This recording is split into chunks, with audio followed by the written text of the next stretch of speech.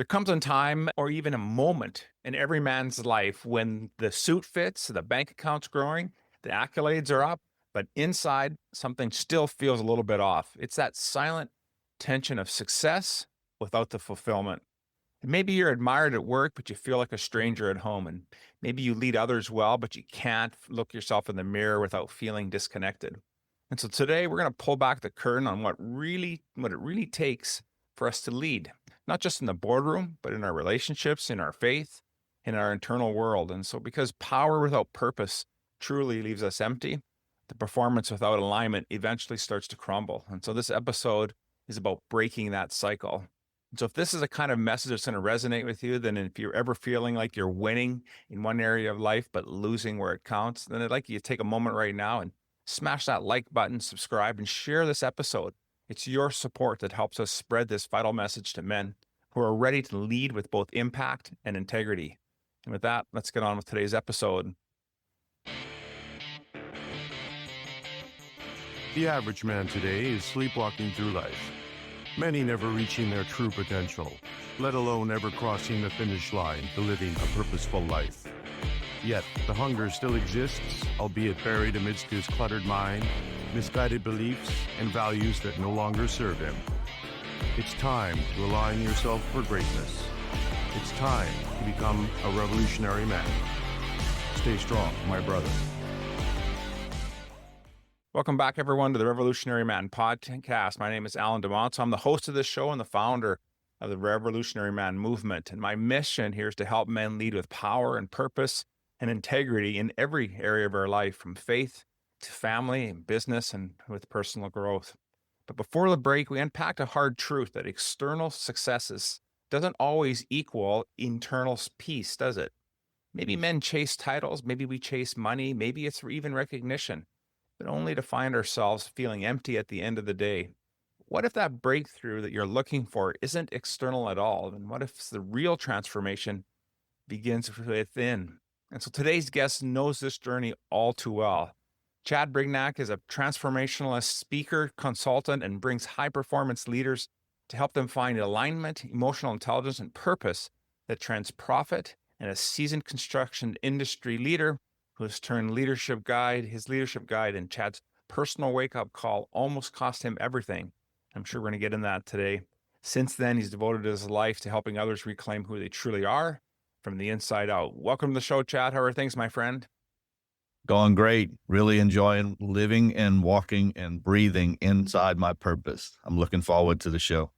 Oh, I love that. I love the sound of that. Absolutely. We're all about living within a purpose, and really looking forward to our conversation today. And so my opening question for you today, Chad, is we're going to talk about all of us being on a hero's quest of some sort. And then your journey, tell us about that moment in your life when you knew things had to change. What shifted for you, and how did that shape you into the man you are today? Yeah, so for me, it was tragedy that struck that really put me in a position to be able to look at my life from a different perspective. My wife had a massive stroke in 2019, December 1st. And it wasn't even in that instant moment. It was when my head came up above the water a year and a half later, after my only focus was to make sure she was cared for, and I was a full-time caregiver. But as I pulled my head up out of the water, I looked at all the things that I had accomplished in business world and all the things that I had built in construction. And I looked around at the people that I had influenced and who I had around me, including my family, and I realized that my legacy was broken. And it was in that moment I had to say, Chad, you're responsible for everything broken around you. Don't blame anyone or anything else. Accept the fact that you are responsible for all of it. I didn't say that because it was true or not true. I said that because it needed to put my internal being into a position that was ready to grow. That's such a powerful statement that you talked about your legacy was broken. And how often do we get an opportunity to face that monster in our lives that when we consider the work that we're doing? We talked about in the intro a little bit about how we chase titles or we chase success. And you ended up by having to face this reality. And so tell us a little bit more about what you mean by legacy being broken. Yeah, so for me, my legacy is my life going to live on from the people that I've touched. My wife, my children, my grandchildren, those that I worked with, or worked alongside of? Are they going to remember Chad Brignac because the impact that he made into their lives and the value that he added? Are they going to remember Chad Brignac also briefly because he built a lot of big things? And my legacy was about building things. It wasn't about building people. And I realized that I had a lot of opportunity to influence others to be great, to find their purpose, to walk in their purpose. But it was the way I was brought up. It was the way I was trained. It was the way I learned that business, the way I learned the industry, that built walls around my life that didn't let people in. And I didn't know those walls were constructed, and I certainly didn't know I was hiding behind them until this moment when I had to peek over the top and go, my hands have not touched the life the way that I expected them to. And that's what I meant by my legacy was broken. Yeah, it makes so much sense to me, Chad, when you say that. How it rings out very true in my life as well. Building a lot of other things that I felt were important, especially at the time, only to recognize that what was truly valuable and truly important had nothing to do with really business success. It has more to do with the impact I'm making on family and on friends and people that I care about. And so you talk a lot about the difference between looking what outward success looks like and then this inward alignment. So how did you discover, you obviously with your wife's stroke, that was one step in the process. You starting to unpack here for us a little bit about understanding that you were out of alignment. And so how did you start to course correct? Yeah, so the journey began long before that. That was the wake-up call. I had many wake-up calls prior. I actually lost my first wife at age 28. She was 30 years old. She passed away instantly of a cerebral aneurysm. Was remarried about a year later, and we blended our family, which that brought its own events of opportunity for me to transform and grow. But there was a moment in my life where I was in a conversation with a pastor of mine, and the conversation was challenging me to speak differently to people, to change my tone, change my voice and the way that I communicate. And the words came out of me that said, you don't realize I don't even like people. That's not how I really felt. That's not how I thought I felt. But because I was determined that no one was going to ever hurt me, because I was determined that I was going to not care what people thought of me, and I was going to pursue the things that I knew I needed to pursue, provide well for my family, love my family, do things for my family, and be there as a provisionary, I didn't care what others thought of me. I didn't care if they thought my success came with collateral damage. It didn't matter to me what other people thought. And that developed within me. And it doesn't develop for everybody, but that developed within me. The way I protected myself was I started to just not like people. That was the defining moment. And that was about 15 years ago. And that's when the journey really began to go, how could I end up there? Because that's not the heart. That's not the person. That's not who I ever wanted to be. And those words shocked even me. Then the stroke happened roughly 7 years later or so, 8 years later, as I'm on this journey and having challenges from business owners, coworkers, business partners, my wife, who is the extrovert in the environment. And I'm constantly being challenged internally to change how I view people. I did have a shift in that moment to say, I care what people think of me. It's how I process that matters. So it shifted, and I said, I don't want to be the guy that doesn't like people. I want to love people. I want to follow Christ as far as related to people. I want to see people in a new way. That was easy to say, and about a 12-year journey to get to, which is where I am today.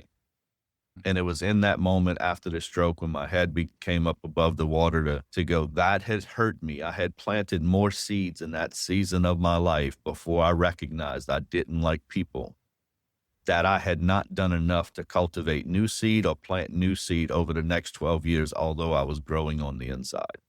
And it was that openness and vulnerability to say, I'll take ownership of all of it. I don't need to know what happened or why it happened. I just need to know that I'm at fault. Yeah. Because in order for me to plant new seed, something had to change within me. So my process began with just a level of starting to look at vulnerability as a positive thing. Not going to be afraid for people to get close enough to hurt me. I'm not going to be afraid for people to say things that trigger. Do I still get triggered? I still get triggered now. It was how I looked at those triggers. I started a journey to say, okay, if something triggered me, I want to know why. I don't want to react. I don't want to overreact. I want to simply just know why. And when I started to ask the why did that trigger me, and I drilled down into the reason I got triggered, I started to discover the roots of pain in my life that created fear and insecurity and pride and ego. And I would work backwards into those roots. And then I would just ask the Lord to start to deal with those roots, and I would move on to the next trigger. But it's constantly the question of, if something hits me on the inside, my first reaction now is a pause. And there's so much power in the pause. I want to know why. And then I respond out of love, regardless of the trigger, because typically every time it happens, it's never the person that triggered me. It's never the situation that triggered me. It's always something deeper and bigger from my past, or there's something that still needs growth within me. That is so true. I'm just made a note that the power is in the pause. And I think that is it's really truly a powerful remembrance for all of us to recognize that really what you're talking about is truly being emotionally intelligent leaders of ourselves first, foremost, and then having the courage, the confidence to be vulnerable enough to accept that something here is happening. And you're absolutely right. It has very little, if anything, to do with the immediacy of that moment. It has everything to do, most of it to do with what we've processed from lessons in the past. And so being able to help us bring it forward into the present, we can start to deal with things. And I like that you've leaned on faith to also help you take off this burden, because that's what it's truly there for, to help us relieve some of this burden. And so you talk about in your book, bend, don't break. You address this idea of these dynamic families. So let's talk about how that leadership lesson there really helped apply to how you're teaching men and families to lead in these types of environments. Yeah, so it's a play on bend, don't break. It's blend, don't break. Right on. You had it right the first time. Yes, creating your family secret sauce, which now that book is out and I've read it 5 times and I'm on my 6th time reading it. It's going to become a series, Blend, Don't Break, Creating Your Business's Secret Sauce, Blend, Don't Break, Creating Your Church's Secret Sauce. I am already working on the outlines for those books. So they'll be coming out over the next couple of years, because the leadership lessons that came out of the book that wasn't intended as we were writing it. We set out to write a book that would be supportive of blended families to not walk through what we walk through, to break out of their learned behaviors, personal vows, insecurities, learn to forgive, clean the slate, recognize that you don't need a traumatic event in your life in order to grow. You can make a choice. And if you think about it, everybody has faced some sort of trauma, because trauma is your perspective of what happened to you. We could see as adults that our children didn't face trauma. We actually even thought that. But then when we got their perspective in the book, because they each have a chapter in which they were interviewed in the book, we recognized that was real trauma to them. And it didn't matter what our perspective was. And that's where we realized in the business world, people are in your room that have real trauma to them. And we just push that aside as though they don't have a right to feel that way or think that way. And we have to start recognizing people's rights to have certain feelings. It's the only way we're going to be able to grow together and everybody find their unique purpose. So in the process of writing the book, I became more vulnerable. My life is exposed in that book, my mistakes, my anger, which is my defense mechanism to deal with everything that affected me. The fact that my work became my safe space because I felt accepted there. I felt accomplished there. I didn't feel as accomplished at home, but I would treat my home as though it was a business because I felt more confident there at work. And that spiral just continued to get worse and impact my family and impact my career because I made more career moves than I would have made had I had a healthy home environment. I was always searching for that peace, and I always would find it in becoming a workaholic, putting in the 80, 90 hours a week, being challenged with new projects, with new things I could accomplish that others couldn't do, doing it faster than others, doing it better than others. And I just left a wake of destruction as far as related to people. And in the book, that level of vulnerability began to show me three things that I was learning about myself and discovering that I had changed from not having to having. I lacked self-awareness. I gained it in the process of writing the book. I lacked emotional intelligence. I not only gained emotional intelligence, but I have a new perspective on what emotional intelligence is. And it's more than just regulating your emotions the way that it's been taught. It's that clarity and understanding of what that emotion means and why you have it. You can regulate it by suppressing it, but when you feel pressure, you're going to realize you never grew in emotional intelligence, because what comes out when you get squeezed is going to be exactly the person that you are. So I look for opportunities to be squeezed because I want to know that I changed and grew in emotional intelligence. And then finally, compassionate leadership, modeling after Christ, how he walked in compassion. He had a way of communicating with people and showing love first, which gave him opportunity to speak bold truth, and people received it. Whether they agreed or not, they still received it. And that compassionate leadership clearly begins with servant leadership, but it's the model of my life is not more important than someone else's. I'm willing to put that life aside to give someone a moment to find their purpose, to find their place, to be accepted for who they are and where they are. Those three things has began to shift my consulting business. I was always operations and strategic minded and systems. And I changed my business model to start consulting on this inner work, because I believe true success is inner peace, not outward performance or position.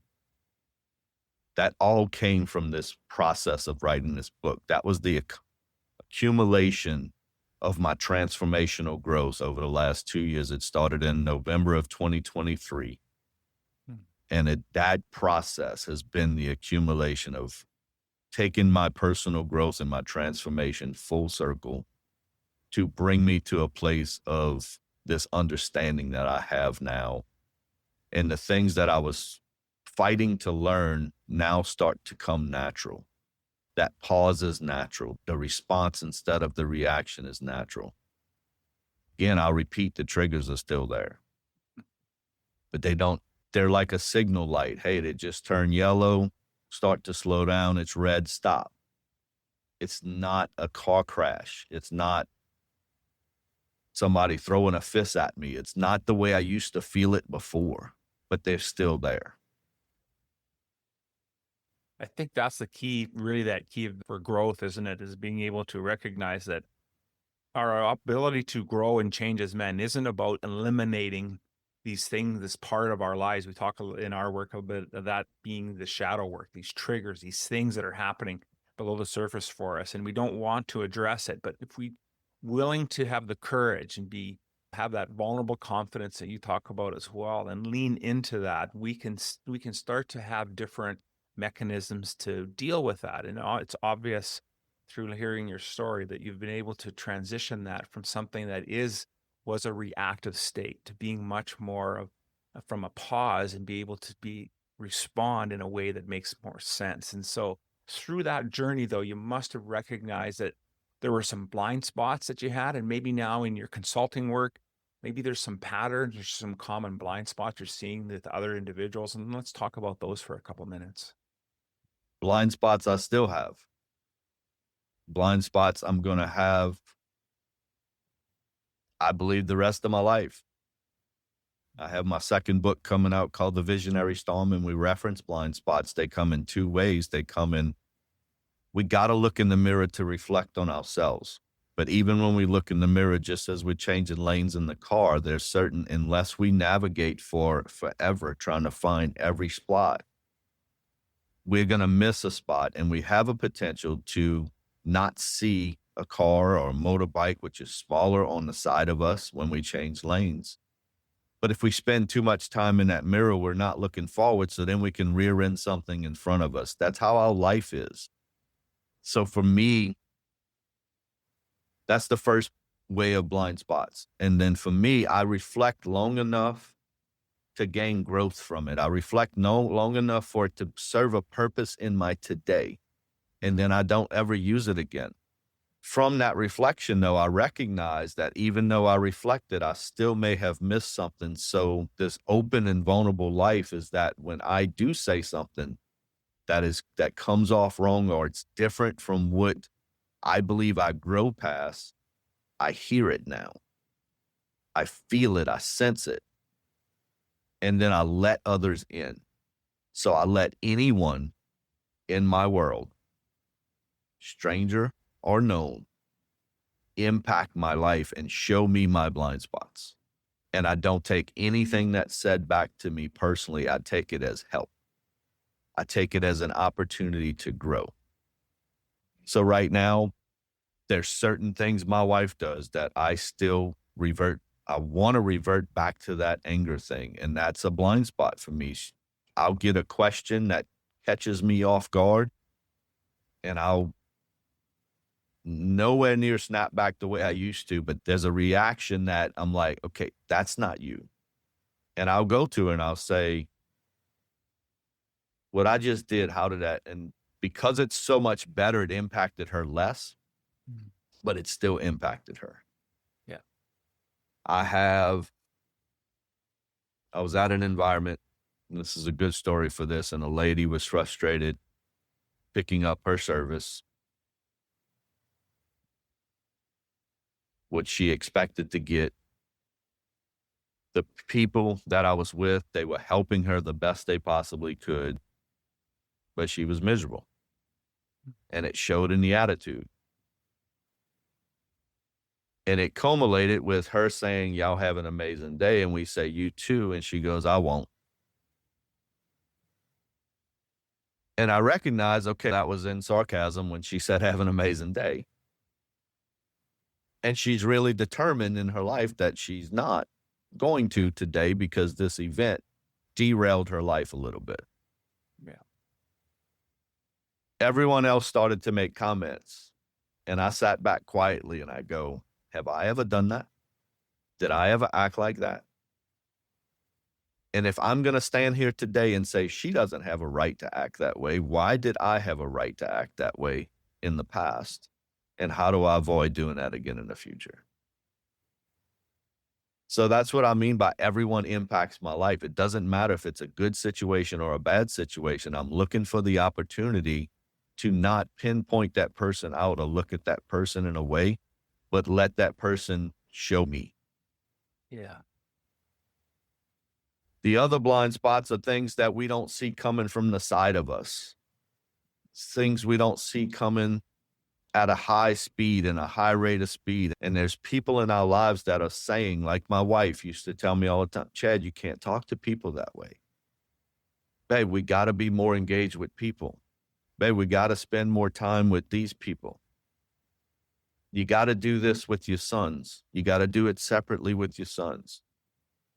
I'll come home and share a work story and go, you talk to them like that? Yeah, that's how I was raised. But does that matter? Those things are just coming at you. And there's very little things that I learned that require an emergency type of response from us in our life. And when we posture ourselves to be able to recognize that very little things require that kind of reaction, we can slow down enough to hear other people giving us warning. And in my book, I wrote my story. I pulled out in traffic. I didn't pull out in traffic. I pulled out after a train and I got sideswiped in my mom's car. I was 15 years old. I learned later that the people were flagging me. They were blowing the horn at me. They were trying to get my attention loud and clear. But because my radio was up, because I was the 15-year-old son, the youngest boy, driving my mom's brand new car that my brothers didn't get to drive, my pride was up, my ego was up, my music was up, and I was just in my zone, and no one was going to penetrate me, and I didn't need anyone's help. And that's a model of successful leaders. That I'm the king. I'm in charge. I'm accomplishing all these things. We're making billions. We're making millions. And no one's going to impact my life. And that leaves us vulnerable to so many blind spots. And those blind spots generally always impact relationship. They rarely impact business success. I do want to say, and I've been thinking it since the start of the call, there's nothing wrong with business success. It's when it comes at the expense of people. Exactly. Then there's a major issue with business success. I'm an advocate for business success. Of course, I want a successful consulting business, a successful speaking business. I want to write 25 more books over the next 10 years. We all want success, but my people compass was off. And I had to dial in my people compass over the last 2 years. Transformation began long before that, but over the last 2 years, I had to get really serious and dial in my people compass. And the way I did that is to put aside business success. It had no value for me whatsoever. That was the road I had to travel. Does everyone have to travel that? Not necessarily, but I did. You got to find that road you have to travel, and that's going to show you a purpose. And some people may be living in their purpose, in that CEO seat, in that COO seat, in that president, that business owner. That may be their purpose. They just need some refinement in how they navigate every day so they can bring people around them and find fulfillment in relationship and find internal healing. So everyone's journey is different, but the outcome of inner peace is the only real success. Yeah, I completely agree with you. And just as you're talking about purpose, and we started this podcast today talking about that, and that it does become, I find more and more, individuals that I have on the show, and I look back at my life as well, we do get wrapped up in this purpose trap, right? Where we feel that we're living our purpose, so to speak, but at times it's at the expense of other things. And you can still be in purpose. And I like how you're framing this for us, that we can still be in purpose and still refine and recognize that there are other things that are just as important to help us, because that's where the fulfillment resides. You may be living the career or the piece of your life, and maybe even at your purpose is, let's flip it on the other side. Maybe your purpose is all about just being a parent. But if you get lost in that one aspect, you're missing so much more in life. And so when I think about how you're talking about purpose and that and the work that you're doing right now, what advice would you give a man who's maybe feels stuck, like he's performing really well externally, but he is feeling empty and he is feeling disconnected? What would be that advice you'd give him? What I would say is you peel back the curtain to the inner soul and you look at relationships. Take away all the business accolades. Just look at your relationships. Look around your life to see who's closest, who's putting trust and confidence in you, who's approaching you. And based on you'll know how much influence you've gained with people around you. I'm not asking you to ask yourself if you are approachable, if you love your loved ones, if you love your wife, if you love your husband, if you love your kids, if you love your family, your friends, if you believe you're approachable. I'm not asking for any of that. I'm asking you to actually pull back the curtain and see if these people are receiving those things, if they are coming to you, if I tell a story that Amazon can deliver a package and set it outside the door, but if I never open it, I could send it to one of my children, but if it sits outside the door and they never get it and open it, it's not received. So I sent so much love my family's way, Hmm. but the majority of that was not received because I didn't deal with the issue of why they weren't receiving it. And the reason they wasn't receiving is they didn't feel they were heard. They didn't feel they had a voice. They didn't feel dad was approachable. The people at work didn't feel I was approachable. The people that I was successful with are the ones that had the same bad attitude I did, and we would get a lot of work done. And we would even laugh and cut up. But if they were hurting at home, I would have never heard anything about it.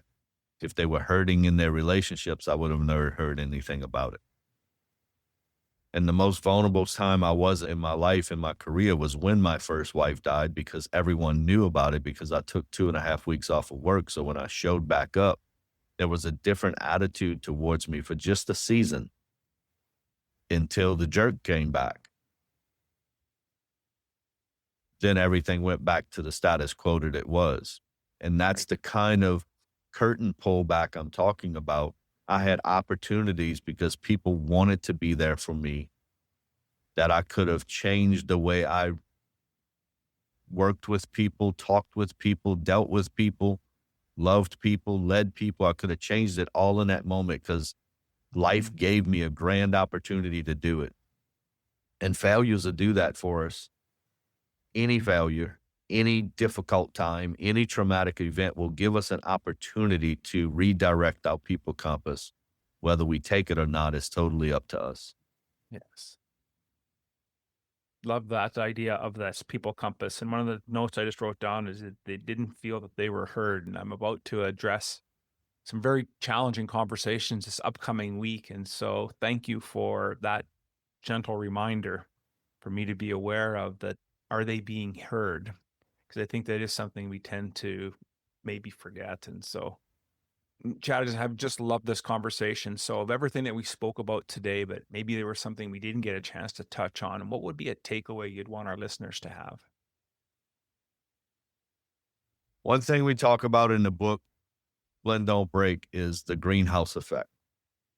And I believe I've shared this on the last couple podcasts that I've been on, that because it's so important to me.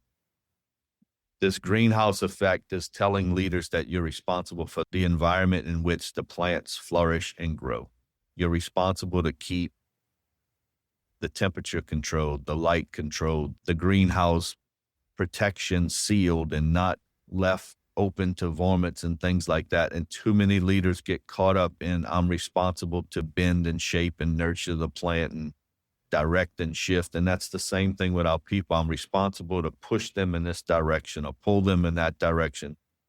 And we see plants and trees as they go where we'll put sticks in them and try to get them to go a certain way. All they're shooting for is the light. All they're aiming to get to is the best environment. So if we're having to put sticks and nail ropes and tie these things on them, it's because something happened. Or we're not creating the right environment or the right light for them to grow in the right direction. We have so little to do with what people are drawn to accomplish when we're in that Kool-Aid, when we're constantly trying to shape and mold and direct. And we have so much to do with what they're willing to invest and put in when we create a healthy environment for them to thrive in. And that is something that I just can't shake, that greenhouse effect.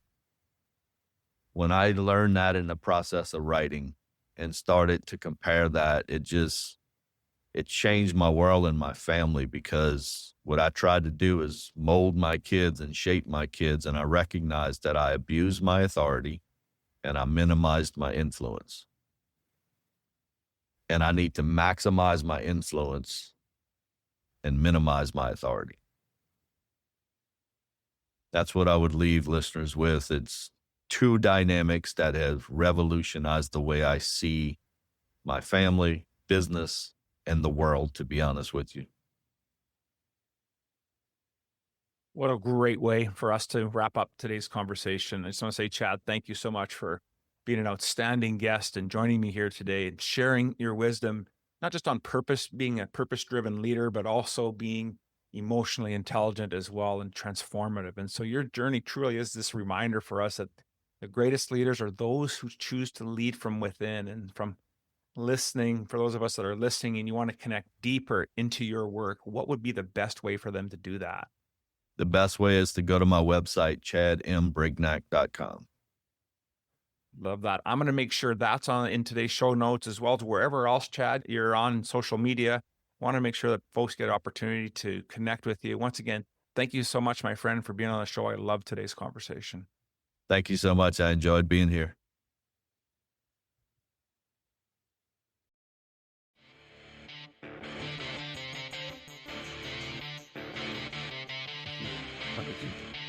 Thank you for listening to the Revolutionary Man podcast. Are you ready to own your destiny? To become more the man you are destined to be? Join the brotherhood that is The Awakened Man at theawakenedman.net and start forging a new destiny today.